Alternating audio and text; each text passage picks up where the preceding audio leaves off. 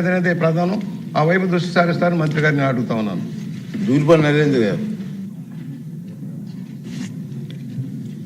Speaker sir. రాలేదా sir? Speaker sir, okay, seat ఇక్కడ ఉంది సార్. స్పీకర్ సార్, గౌరవ మంత్రి గారి సమాధానంలో అధ్యక్ష, వారి సమాధానం చూస్తుంటే ఈ రాష్ట్రంలో ఎక్కడ రెవెన్యూ సమస్యలు అన్నీ పరిష్కారం అయినట్టు మంత్రి గారి సమాధానం ఉంది అధ్యక్ష. కానీ మనం చూస్తూ ఉంటాం అత్యధికంగా రాష్ట్రంలో కంప్లైంట్లు వచ్చేది రెవెన్యూ మీద అధ్యక్ష, ఈ రోజుకి కూడా. కానీ మంత్రి గారి సమాధానం ఏంటంటే రెవెన్యూ సదస్సుల్లో వచ్చిన సమస్యలన్నీ పరిష్కారం అని మా కాన్సెన్సీ నేను చెప్తాను అధ్యక్ష. చాలా లిస్ట్ ఇచ్చారు.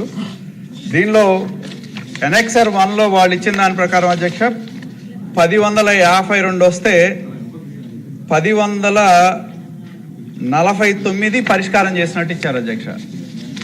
ఎనెక్సర్ 2లో అధ్యక్ష 212 ఉంటే 212 పరిష్కారం చేసినట్టు ఇచ్చారు అధ్యక్ష. నేను కోరేది ఒకటే, గత ప్రభుత్వంలో జరిగిన తప్పులు ఏవైతే ఉన్నాయో ఇప్పటికీ రైతాంగాన్ని ప్రజల్ని వెంటాడుతూ ఉన్నాయి.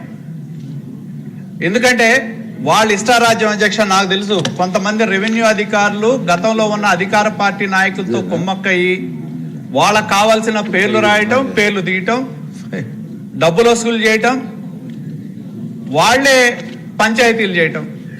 ఇప్పటికీ కూడా వాటి పరిష్కారం కోసం చెప్పులు అరిగేటట్టు తిరుగుతూ ఉన్నారు అధ్యక్ష. మరి మంత్రి గారేమో వారి యొక్క సమాధానంలో అన్ని పరిష్కారం అయినట్టు చెప్తా ఉన్నారు. నేను ఇంకోటి అధ్యక్ష, 22A కింద ముఖ్యంగా మన రెవెన్యూ సదస్సుల్లో 22A కింద ప్రభుత్వం దగ్గరికి చాలా దరఖాస్తులు వచ్చినాయి అధ్యక్ష. మరి వాటి గురించి ఎక్కడా కూడా ప్రస్తావన లేదు. గత ప్రభుత్వం జీవో నెంబర్ 596 అధ్యక్ష, ఫ్రీ హోల్డ్ జీవో తెచ్చారు అధ్యక్ష. దీనిలో అడ్డగోలుగా అధ్యక్ష కొన్ని జిల్లాల్లో అయితే జిల్లా కలెక్టర్లుగా ఉన్న వ్యక్తులు డబ్బులు వసూలు చేసి వాగులు వంకలు ఇష్టారాజ్యంగా లెఫ్ట్ అండ్ రైట్ ఇచ్చారు అధ్యక్ష. వీటి మీద ఇప్పటి వరకు చర్యలు లేవు అధ్యక్ష. 19 నెలలు అవుతుంది మనం వచ్చి. రెండోది అధ్యక్ష, నా దగ్గర ఒక ఉదాహరణ ఉంది అధ్యక్ష. అనమర్లపూడి గ్రామంలో 1950లో అసైన్మెంట్ జరిగితే 50 ఎకరాలు 8 వ్యక్తుల పేర్ల మీద 1957 నుంచి ఆ భూమి మీద లిటిగేషన్ ఉంది అధ్యక్ష.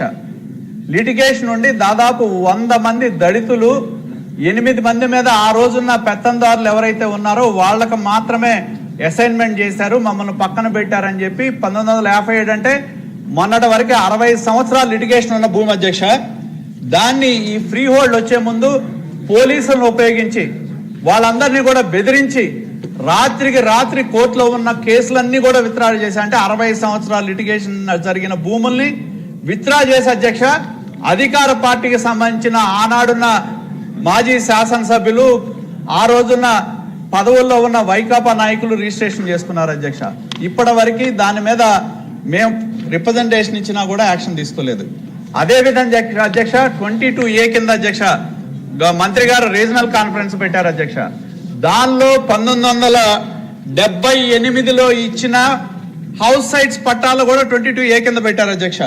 ఇది చాలా బాధాకరం. ఎందుకంటే నా నియోజకవర్గంలోనే చూస్తే చేబ్రోలు మండలంలో 10 విలేజెస్లో ఉన్నాయి, పెదకాకాని మండలంలో 10 విలేజెస్ ఉన్నాయి, పొన్నూరు మండలంలో 120 కాలనీలు ఉన్నాయి, పొన్నూరు టౌన్లో 31 కాలనీలు ఉన్నాయి అధ్యక్ష. ఇవన్నీ కూడా 1978 నుంచి మీకు ఇక్కడ నేను తెలియజేస్తా ఉన్నా అధ్యక్ష.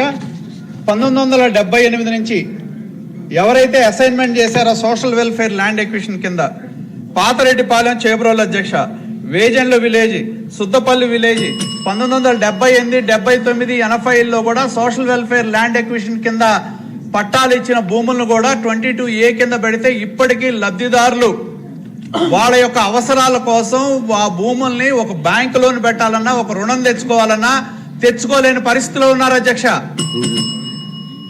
నేను గౌరవ మంత్రి గారు రీజనల్ కాన్ఫరెన్స్ పెట్టినప్పుడు వారిని కోరటం జరిగింది. మరి వీటిని 19 వారు కాన్ఫరెన్స్ పెట్టుకోవడం ఇప్పుడు 10 నెలలు అయింది అధ్యక్ష. ఎప్పటిలోగా వీటిని పరిష్కారం చేస్తారో చెప్పాలని చెప్పి నేను కోరుతా ఉన్నా. ఇంకొక ప్రధానమైన ఇది అధ్యక్ష, రెండోది ఎండోమెంట్ ల్యాండ్స్ కి సంబంధించి ఏదైతే ఎండోమెంట్ ల్యాండ్స్ ఏవైతే ఉన్నాయో వాటిని గతంలో ఎవరికైతే బదలాయింపులు చేశారో రకరకాల బదలాయింపులు ఆ రోజు దేవస్థానం కింద ఇచ్చేవాళ్ళు అధ్యక్ష. దానిలో స్థానాచారులకు కానీ, అర్చకులు కానీ, అధ్యాపకులు, స్వస్తివాచకం, పురాణం, బాకా నౌకరి, వ్యాస పూజ, విత్రహస్తుడు, తాపీ నౌకరి, సంగీత పనులు, భజంత్రీలు అని చెప్పి ఆ రోజు భూములు కేటాయింపులు జరిగినాయి అధ్యక్ష. ఆ భూములు కేటాయింపులన్నీ కూడా అధ్యక్ష, ఇది మా పొన్నూరు టౌన్ అధ్యక్ష. దీనిలో బస్ స్టాండ్లు ఉన్నాయి, సినిమా హాళ్ళు ఉన్నాయి. 1964లో ఎవరికైతే ఇవి ఉన్నాయో ఇప్పటికీ 2026 అధ్యక్ష, అంటే 62 సంవత్సరాలు. 1964లో ఎవరైతే వీటిని ఆ రోజు వీటి కోసం కేటాయించిన వాళ్ళు అమ్మేశారో 1926 60 సంవత్సరాల తర్వాత ఇవాళ కొనుక్కున్న వాళ్ళు 64లో వాళ్ళు ఎవరైతే కొనుక్కున్నారో అధ్యక్ష, 62 సంవత్సరాల తర్వాత నిషేధిత జాబితా కింద ఉంటే దానివల్ల ప్రజలు ఇబ్బంది ఎదుర్కొంటా ఉన్నారు అధ్యక్ష. నేను గౌరవ మంత్రి గారిని కోరేది ఒకటే అధ్యక్ష, ఇవి ఏవైతే పేదవాళ్ళు ఎవరైతే ఉన్నారో సోషల్ వెల్ఫేర్ ల్యాండ్ ఎక్విజిషన్ కింద మీరు కొత్త పట్టాలు మనం ప్రభుత్వం సెంటున్నర ఇస్తాం, 3 సెంట్లు ఇస్తామని చెప్పి ప్రభుత్వం ప్రకటన చేసింది. నేను దయచేసి మంత్రి గారిని, ఈ ప్రభుత్వాన్ని కోరేది అధ్యక్ష, ఈ 22A కింద ఎవరైతే బలహీన వర్గాలకు సంబంధించిన కాలనీలు ఏవైతే ఉన్నాయో వాటిని ఆ పట్టాదారులకు, అనుభవదారులకు ఇచ్చే విధంగా ప్రభుత్వం, ఇప్పుడు మనం గవర్నమెంట్ జీవో ఇచ్చింది అధ్యక్ష, 150 గజాల వరకు ఫ్రీగా చేస్తాం అని గవర్నమెంటే చెప్తా ఉంది. అభ్యంతరం లేని భూముల్ని మనం పట్టాలు ఇస్తాం. ఒక్క సీరియస్ ఇష్యూ అధ్యక్ష, అయిపోయింది అధ్యక్ష. ప్లీజ్ ఒక్క 2 నిమిషాలు చెప్పాడు సీనియర్స్ అయిపోయింది అధ్యక్ష, 2 నిమిషాలు. 22A కింద ఉన్న వాటిని ప్రభుత్వమే రెగ్యులరైజ్ చేస్తామని చెప్తా ఉంది. కాబట్టి నేను మంత్రి గారిని కోరేది, త్వరితగతిన బలహీన వర్గాలు, ఎస్సీ, ఎస్టీలు, బీసీలు ఎంతో మంది 22A కింద ఉండటం మూలాన చాలా ఇబ్బందులు ఎదుర్కొంటా ఉన్నారు అధ్యక్ష. దయచేసి నేను మంత్రి గారిని కోరేది, ఈ కాలనీలన్నీ కూడా మినహాయింపు ఇచ్చి ఎప్పుడో 1977, 78, 79, 80 నుంచి మొన్నటి వరకు వచ్చిన కాలనీలన్నీ కూడా సోషల్ వెల్ఫేర్ ల్యాండ్ ఎక్విజిషన్ లో 22A కింద పడితే ఇది పేదవారు చాలా ఇబ్బందులు ఎదుర్కొంటున్నారు. కాబట్టి నేను కోరేది ఒకటే, ఎవరన్నా ధనవంతులు ఉంటే వాటిని ఏదన్నా మీరు ప్రోరేటాలో డిస్కస్ చేసి దానికి ఏదన్నా మార్కెట్ వాల్యూలో కొంత ఫిక్స్ చేసే విధానం చూడండి. కానీ దీన్ని ప్రజల్ని, పేదవాళ్ళని ఇబ్బంది పెట్టే విధంగా ఉన్నాయి అధ్యక్ష. పేదవాళ్ళు రోజు MRO ఆఫీసుల చుట్టూ తిరుగుతా ఉన్నారు. మరి మీకు ఇచ్చిన రెవెన్యూ సదస్సులో ఈ రిప్రజెంటేషన్లు కూడా ఉన్నాయి అధ్యక్ష, కానీ ఎక్కడా కూడా దాని పరిష్కారం అయినట్టు.